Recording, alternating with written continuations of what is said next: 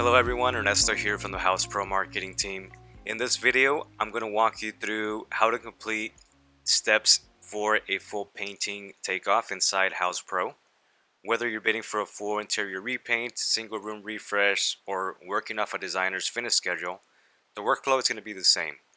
We're going to measure walls, ceilings, trim, doors, windows, and I'm going to demo our Automate AI and symbol recognition features, and then we'll finish off with a painting assembly. There'll also be timestamps below if you want to jump ahead to a specific section.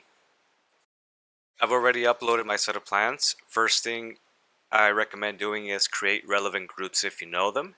They can be general like walls, ceilings, trim, doors, or in this specific plan that we have in front of us, I have a call out for PT-1, which is a specific paint.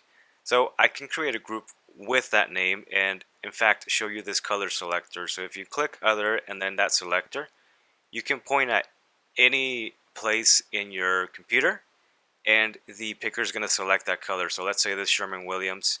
Now the group is specifically colored to that paint, and any measurements made are going to be in that specific color. So let's go ahead and start. We'll set our page scale first. It's defaulted to 1/4 of an inch equals a foot. Just going to quickly do a test, and you can see it's spot on. So I am confident that the accuracy is good for this one. I'm going to make my lane width 2 to make it stand out a little more. Click to start and anchor with another click at every corner. If you make a mistake, you can click on delete to undo. And then as you can see, the first measurement, I added the height to the group, and every single measurement afterward is going to automatically have that height added to it. So it's going to be square footage. For double-sided walls, you can click into the measurement and add a multiplier, but this is not very easy to see. So I'm going to go into the group and edit the color. That way it pops up a little bit more. And you can always do that by clicking on the drop down menu, selecting your group, the 3 little option dots, and then edit. I'm going to continue adding the internal walls, and as you can see, I go to each individual one and add a multiplier of 2 to account for both sides of that wall that needs to be painted. This could apply for double coats, or maybe you need three coats. Instead of the 2, I would just put a 3 in there, and the system will automatically calculate for me how much paint is going to be needed for those 3 coats. So now we're done with the walls. I'm going to go ahead and hide the items. So just click on the group to the right of it, hide layer. Now I'm going to focus on my ceilings. I'm going to click on rectangle and pick my group, but I'm going to actually pick ceilings for now just to show you how this works. You click, drag with the rectangle, and let go, and it gives you square footage. But let me click undo, and we're going to measure using the same group, assuming that it's going to be the same paint for the ceilings as well. So I'm going to pick my polygon, click to start, and let's just assume that these bathrooms are not going to be painted. So I'm going to measure around them. That's the difference between polygon and rectangle. You can do odd shapes. But as you can see, I got my length group up there. It's hidden right now. And the system gives me an area group. So I don't need to add height to this. It automatically calculates the area for me. But it gives me a total for both the walls and the ceiling. So I can use the same group essentially as long as I select it. And if I, let's say, want to add the bathrooms, even if you don't select the group first and it puts them under uncategorized, you can always move them afterward by selecting both of them, click and move to, and then picking the right group where you want them to go.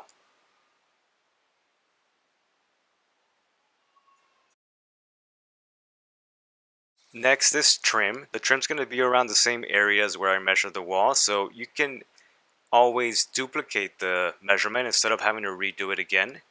And this will put it in the measurement drawer. I'll scroll down and show you where it is. And you would just be able to rename it and move it to the right group. So I have already my trim group. So I'm just, again, going to duplicate it. It's going to put it in the measurement drawer as a copy in parentheses. I'm going to go ahead and remove the height because we don't need the height. Set this to 0. Set the multiplier to just to 1. Hit done. And now I can move this to my existing trim group and I save some time there without having to re-measure everything. Now for doors, if your plan has interior elevations, I would strongly suggest to use those because those are very handy. If I go to that page where it shows the internal elevations, you'll see that the doors are, I'm able to measure the doors from here. So I can go into this one, look at that door right there, select my trim group, and measure the sides and the top. In this case, the page scale is still set to 1/4 of an inch equals a foot when it's supposed to be 3/8 equals a foot. So I can always update this by clicking that drop down and selecting it, and then it will update the measurements in real time. So I don't need to redo the measurements, but this is one way to do the doors. There is another way. Sometimes all the doors may not be shown, so this is if you are able to see all the doors, you can use this method. But if not, I recommend to use the count for the door. So we'll go back to the other floor plan, the finished plan, and I'm gonna hide everything so that we get a clean slate here.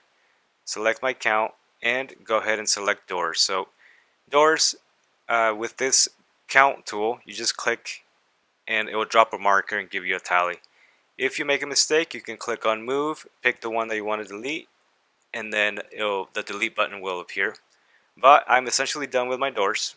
If you need to paint where part of it's going to be tiled and the rest is going to be painted, you can measure that either by the interior elevations or the floor plan like this. You first would measure the walls just like we did before, but instead of putting in the full height of 9 feet, you would take the full 9 feet height minus the 4 feet that are going to be tiled and put in a 5 on this field instead of the 9. Now moving on to exterior elevations. Very similar, we're going to use the area tool, so either rectangle or polygon, but I want to show you the deduct. So we'll check our scale real quick and then we will create a group for the exterior paint. We'll start with the polygon tool and call our group siding. Pick a color, pick a category, and then we'll trace out our measurement. Again, if you make a mistake, the delete key or backspace will undo the last measurement, and also holding the shift key will lock in the line in a straight line. Double clicking, we will end the measurement. And now we got our siding. There are windows and doors here, so we're going to go and use the deduct. The deduction type, there are two types, rectangle and polygon. Rectangle works just as the rectangle tool. You click, drag, and let go. With the polygon, same as the polygon, you click to start, and then you anchor every corner, and then double click to end the deduction. You can see we are essentially done with this siding. You can do odd shapes like a triangle, but let me just do a regular rectangle for this one. And we are done. That will automatically delete it from the measurement and adjust the measurements to remove those windows.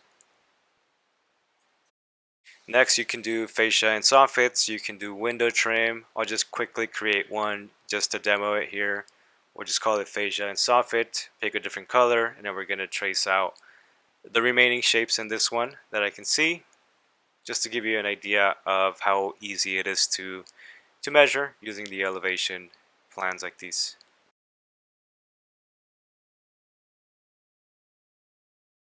With trim, you can do it individually like this, or you can just do the entire window and use the deduct tool to remove the inside of the window. This is quicker, so I recommend this way.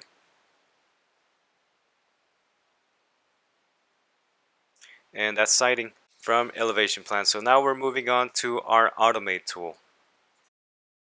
The automate tool works with simple floor plans, no electrical, no roofing, no complicated or even commercial plans, mostly residential. But there is a button that you click to turn it on. Once you turn it on, you can use the polygon, length, and count tool automatically. You'll see what I mean here. When using the length tool and picking something like door center line, if you hover over a door, it's going to automatically populate it. You'll need to click to add it to the measurement drawer, similar to window. If you hover over the windows, it will pick it up for you. And finally, if you want to do door, window, and junction separation, this is the most detailed way to do it. You just hover over a wall and it's going to essentially trace out the shape up to wherever it changes direction. But this is where the magic is. If you click plot all automatically, with one click, it will measure every single wall in this plan. And it's hard to see, it's blue, so I'm going to go ahead and delete this, and then I'm going to redo it in a more popping color. But this is where you can really get all the walls very quickly and be done with the takeoff. So if I select walls right here, it's green, click, look at that. It's every single measurement done for me. It might not be perfect, there's some outliers, so I'll click move, click that one and just delete it. Just make sure everything is good, delete, but I'm essentially done. I can just add the height to this to get the square footage for these walls. And I got my takeoff right here. I can either duplicate this for the trim or adjust the measurements like I'm doing here for the garage door. But this really speeds up the process. If you have Automate, I highly recommend you to try it out. So right here, I'm just gonna go ahead and add the height. I'll collapse this, add the height in here, 9 feet, and there we go. It's got my square footage and I am done.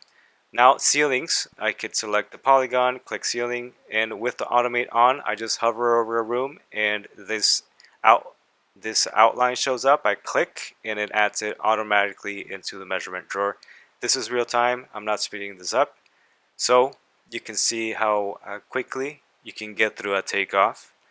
I got my ceilings there, so what I'm going to do is I'm actually going to move this to that original group and get a total for the entire building right here. So move, paint, select my group. It's going to turn in green, update the color, and now I got a total of 6,000 square feet, separated by length group and area group. Now automate for count, you select the count item, and then you just hover over, for example, a door, and the system will automatically pick up all the doors in this plan. So you can see with one click, I got a total of 10.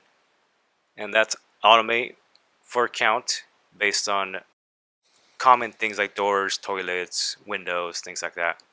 But there is an additional thing that you can do is the count. There's a little arrow next to it. You can search specific symbols. So similarly, you can pick your door group and then just trace out the shape that you want the system to look for. It's going to search the page and give you similar looking shapes to that. So you can see even if they're sideways or they got different measurements on them, you can pick which ones you don't want. And it even gives you possible matches. But essentially with one click, it will drop a marker and tally them up for you. And this works for everything really. Anything that you can see on the plan. Any symbols, this could be a huge time saver instead of manually measuring these. Now, if you want to export, you can always click on Save to Files in the top right hand corner. It will send you an email with the markup plans that I'll show you here in a second. And you can always go to Review and Quote and see the summary view and click on Download Excel. This is going to download that raw data that we're looking at here in a quote template. Now let's jump into that email that you get for the markups. It will be separated by upload, so if you have multiple plans uploaded, you'll get different markups like you can see right here. One version is going to have the legend overlaid on the top left hand corner, and it will also be saved to files and photos for that project. Let's jump over to my items and go to an assembly. We're going to build an assembly here for paint. To create an assembly, you can do so from the top right hand corner, create new, and then assembly. And we're going to do a very basic assembly for a door. So let's assume we don't have the interior elevations and we want to quickly get the trim around that door. So we're going to do door plus trim under the paint category, and for unit we're going to do pieces. So we're going to do that door and just assume it's going to be a 7-foot tall door. So it's going to have 7 foot on one side, 7 foot on the other, and then 3 feet across the width of the door. So what that means is we need a total of 7 plus 7 plus 3, which is 17. You can see right here the math. 7 plus 7 plus 3, and this is again going to be the trim around that door. So I'm going to put a 17 right here, which essentially means every door that I count in the takeoff, when I get to my estimate and I use this assembly, it's going to calculate the linear feet for that trim. Instead of selecting from the left hand side for this takeoff, on the right hand side are assemblies. So I'll use our automate, click the assembly, and quickly get a count of 14 doors. So this is everything that we measured so far, but let's go ahead and click on start new estimate, and I'll show you what that assembly output would be. If I scroll down here, you see door trim calculated 14, and it's giving me a total of, I'll put on the unit right here, 238 linear feet. And that again could save you a lot of time in a big project where you just want to quickly set up assemblies and measure and then get to an estimate. This is the way to do it. For a more complicated assembly, I built one here that includes paint walls, masking, protective floor covering, paint trim per gallon. So you can take your time and adjust these to however your prices are and what best fits your workflow.